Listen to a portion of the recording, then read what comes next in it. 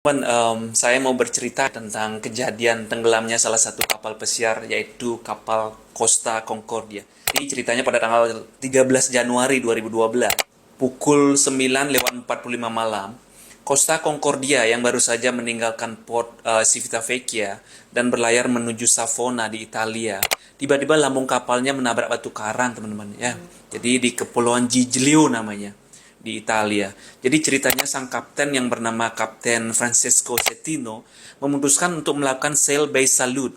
Jadi kalau teman-teman yang belum familiar dengan istilah ini, jadi sail by salute itu adalah memotong jalur pelayaran agar kapal berlayar lebih dekat dengan daratan, teman-teman. Yang tujuannya itu adalah memberikan pemandangan darat yang lebih dekat kepada para penumpangnya. Dan juga untuk masyarakat yang berada di pulau untuk dapat melihat lebih dekat lagi kapal Costa Concordia ini. Kapal Costa Concordia ini pada saat itulah merupakan kapal pesiar Eropa terbesar, teman-teman, ya. Jadi kapasitas penumpang dan krunya itu lebih dari 4.200. Ya, jadi sebenarnya Costa Concordia ini bukan kali pertamanya melakukan sail by salute tersebut.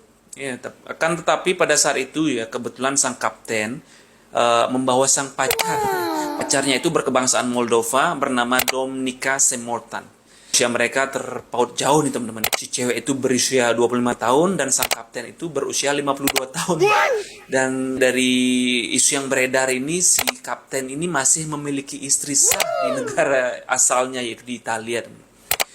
Ya, mungkin sang kapten ini pada waktu itu mau show off atau pamer pada pacarnya. Jadi biasanya sistem navigasi yang diatur otomatis diubah ke mode manual oleh sang kapten.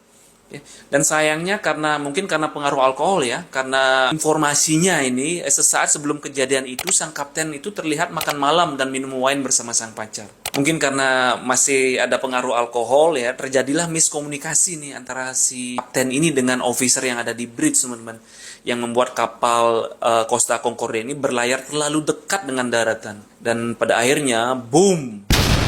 Akhirnya lambung kapal menabrak batu karang yang ada di Kepulauan Giglio. Air masuk ke dalam engine room, listrik padam, semua penumpang panik.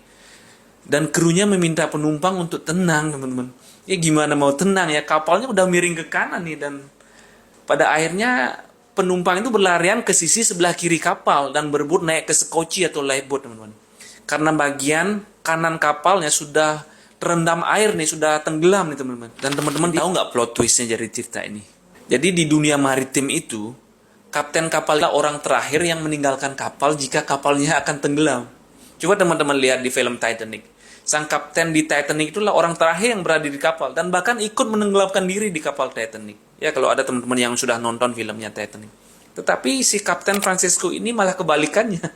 Dia lebih dulu naik sekoci bersama pacarnya dan meninggalkan semua penumpang dan kru yang ada di kapal itu ke daratan. Bahkan dari rekaman percakapan radio yang beredar di sosial media, sang kapten dipaksa oleh otoritas yang berwenang untuk balik lagi ke kapal untuk mengevakuasi penumpangnya. Tetapi si kapten ini menolak, teman-teman. Tahu nggak alasannya apa? Alasannya di kapal sudah sangat gelap, katanya. Waduh.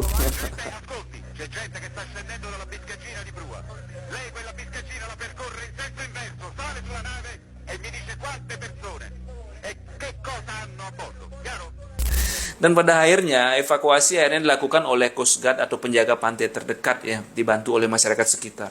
32 nyawa tidak dapat diselamatkan, ratusan orang luka-luka. Semuanya itu menyisakan trauma kepada para penumpang dan krunya.